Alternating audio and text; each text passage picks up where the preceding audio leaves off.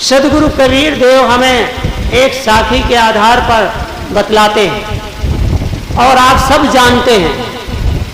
ऐसा नहीं कि हम जानते हैं, आप भी सब जानते हैं, पर क्या है हम भूल जाते हैं, इसलिए संत महापुरुष हमें याद दिलाते हैं। सदगुरु कबीर देव की यह साखी बहुत प्रसिद्ध है, सभी लोग जानते हैं, पर अभी नहीं बता सकते हैं। जब हम बोलेंगे तो आपको याद आ जाए। कबीर साहब कहते हैं, काल करे सो सबको याद आ गई होगी। ये बहुत प्रसिद्ध साखी है।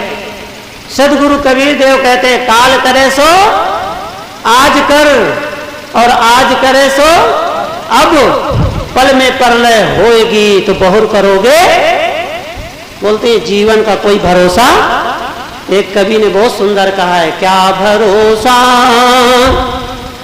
है इस जिंदगी का, साथ देती नहीं ये किसी का।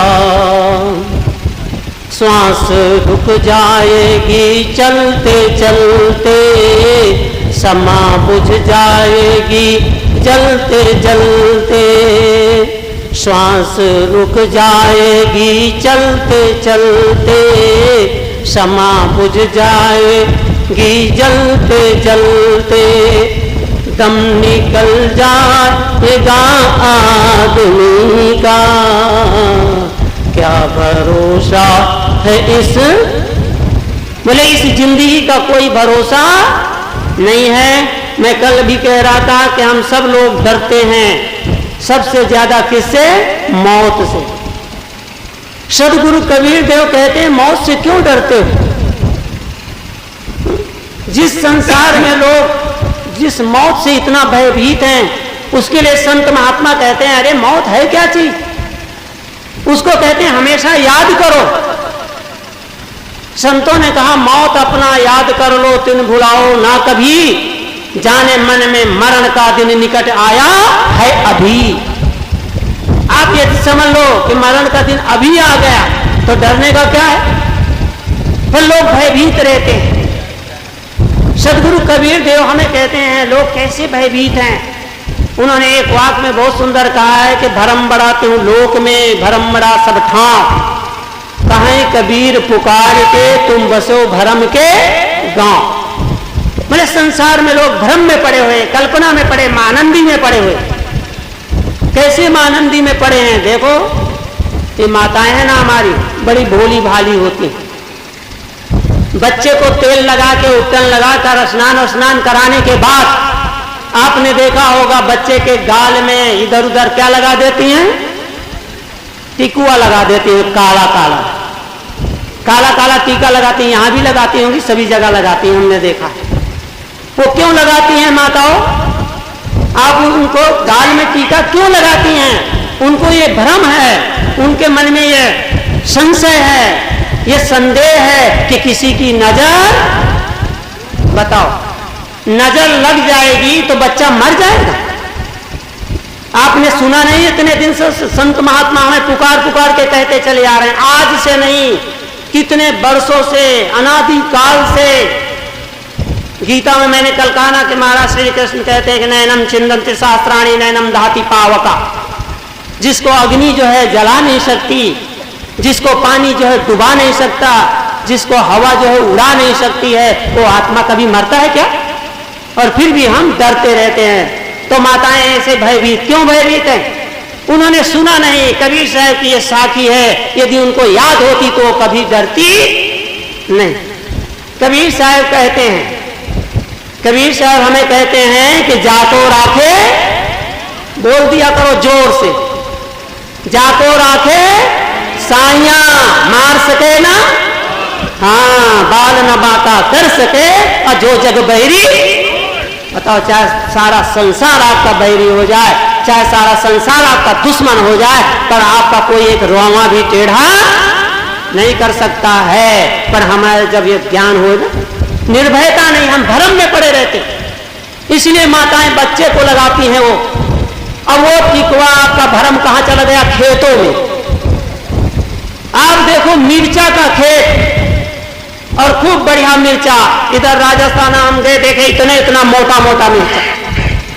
अब मिर्चा का खेत तो नजर न लग जाए तो वहां लोग क्या करते हैं, काली काली हंडी टांग देते हैं, या बैलों का जो सींगड़ा उंगड़ा होता है ऐसे टांग देते हैं। क्यों? कि बोले नजर, बोले मिर्चा के खेत में नजर लग जाए। मिर्चा के खेत में नजर लग जाएगी। मिर्चा को तो लोग अपने घरों में टांगते, नींबू और मिर्चा क्या क्या लोग दुकानों में टांगते। ये सब भ्रम है, कल्पना है, मानन भी है, पर हम कभी संतों के पास जाते नहीं, और जाते हैं तो सुनते नहीं, और सुनते हैं तो समझते नहीं, और समझते नहीं तो कैसे जीवन में उतरेगा।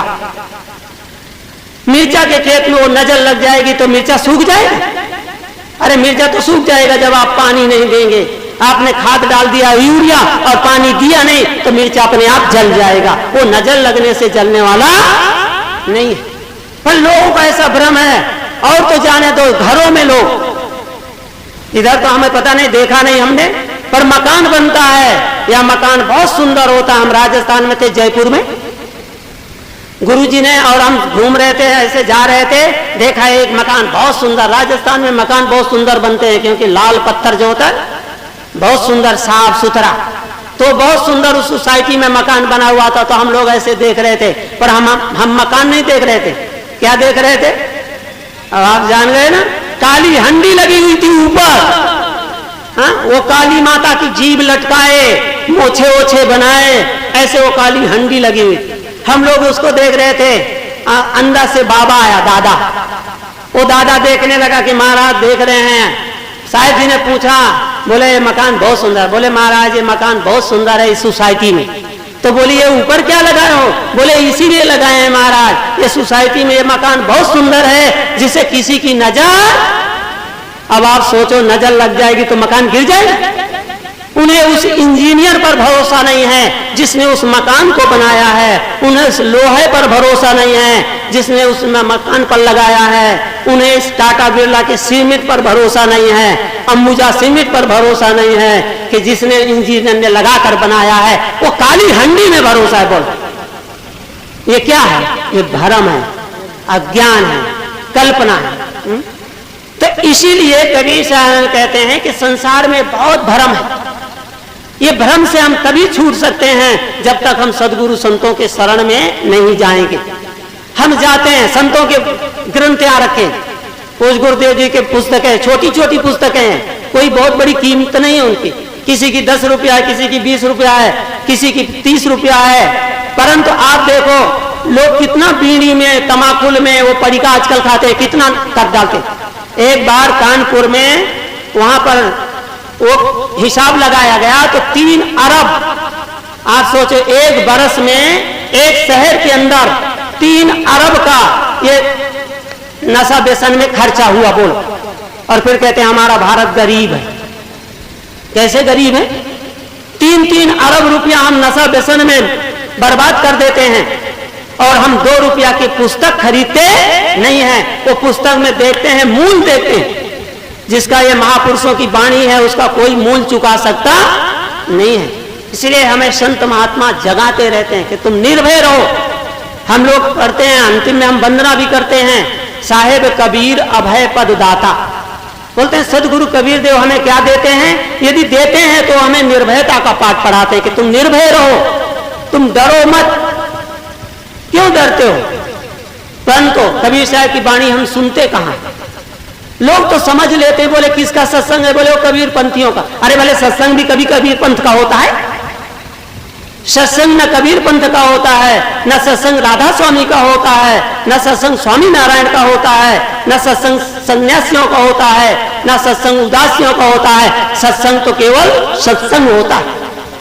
आप सत्संग में जाएं, जहां से सार वस्तु मिलती है वहां से ले ले। परो अपावन ठौर में कंचन तजैना कोई। कहते हैं जो बुद्धिमान होते हैं, समझदार होते हैं, यदि गंदी जगह में भी यदि सोना पड़ा हुआ हो और आपकी नजर पड़ जाए तो आप उठा लेंगे कि नहीं उठा लेंगे?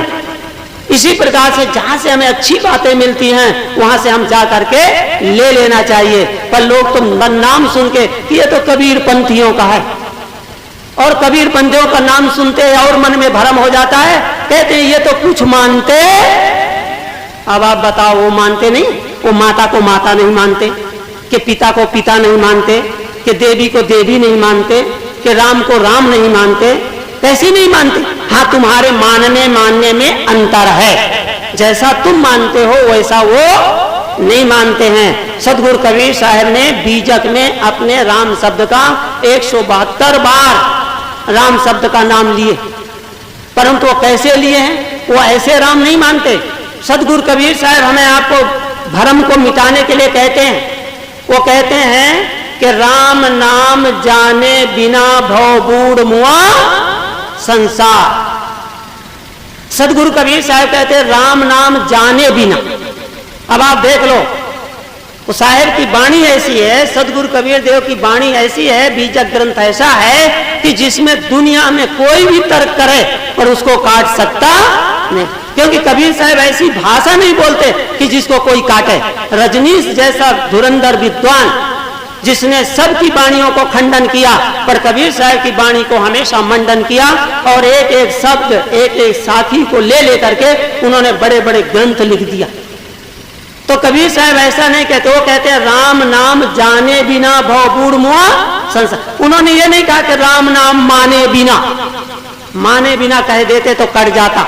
लोग कहते हैं ना कि मानो तो देव नहीं पत्थर तो है, लोग कहते हैं कि मानो तो देव नहीं पत्थर तो है। तो क्या मानने से जो पत्थर है वो देवता हो जाएगा? आप सोचो, जो मानने से हो जाए तो हम तो कहते हैं ये जो 500 रुपया किलो का घी लाने की क्या जरूरत है? आप पानी है ना भरा हुआ खूब और ले लो, मान लो कि पानी को मान लो कि ये देसी घी है और पूड़ियां तल के सबको खिला दो। मानने से होता तो बन जाता, पर मानने से नहीं होता, क्योंकि पानी तो पानी है, उसमें घी कैसे बन जाएगा? इसीलिए वो कहते हैं कि मानो तो देव नहीं पत्थर तो आई है। इसलिए कबीर साहब ने ऐसे नहीं कहा कि मान लो, वो क्या कहते हैं? जानो, पहले जानो तब मानो, बिना जाने मत मानो। लोग जानने की चेष्टा नहीं करते, मान लेते। हमारे यहाँ हमेशा हमारे गुरुदेव जी बोलते रहते हैं कि जिसका चित्र होता है वो उसमें नहीं होता। ये आप सिद्धांत याद कर लीजिए, जिसका चित्र होता है वो उसमें नहीं होता है। आपने देखा होगा मंदिरों के सामने सिंह के बड़े बड़े 2 चित्र दोनों तरफ ड्योढ़ी में लगे रहते, चाहे वो सीमेंट के हो, चाहे वो सोने के हो, चाहे वो लकड़ी के हो, चाहे वो कागज के हो, पर वो चित्र बने रहते हैं। पर सबको विश्वास है कि इसमें सिंह नहीं है। यदि उसमें सिंह हो और वो दहाड़ मारे तो महाराज आप तो जाने जो पुजारी है ना, वो भी 9 2 11 हो जाएगा। उनको सबको बोध है कि इसमें वो है नहीं, ये सिंह है, ये सिंह का चित्र है। यदि ऐसा आपको जंगल में दिखाई दे चलता फिरता तो आप समझ जाएंगे कि ये सिंह है। तो ये हमको बोध है कि इसमें सिंह नहीं है, पर अंदर जाते हैं तो फिर अंदर जाते हैं वहां बोध हमारा खत्म हो जाता। फिर वहां देखते कहते ये तो महादेव हैं, फिर बोलते ये तो हनुमान जी हैं, फिर बोलते हैं ये तो राम जी हैं। अरे पर राम जी का चित्र है, राम जी उसमें नहीं है। हनुमान जी का चित्र है, हनुमान जी उसमें नहीं है। यदि हनुमान जी होते तो आप देखते हैं मंदिरों में चोरी हो जाती है, और मंदिर हनुमान जी गदा लिए ऐसे बैठे रहते, वो गदा लेकर के बैठे रहते हैं। और यदि हनुमान जी वहां पर होते और यदि चोर आता और माता सीता की नथनी निकाल करके ले जाता, तो हनुमान जी मारते एक गदा कि तू मेरी मां की नथनी ले जा रहा। पर आपने देखा किसी हनुमान ने मारा आता? क्योंकि वो चित्र है। चित्रों को देखकर उनके चरित्रों को याद कीजिए। इसलिए महापुरुषों के हम चित्र लगाते हैं। हम भी कैलेंडर लाए हैं, आप देखना 10 रुपया का कैलेंडर है, पूज्य गुरुदेव जी का चित्र है उसमें। पर महापुरुषों का चित्र, जब हम हेमा मालिनी का चित्र लगा सकते हैं, जब हम ये सचिन का चित्र लगा सकते हैं खिलाड़ियों का, तो बोलते हैं महापुरुषों का क्यों ना लगाएं?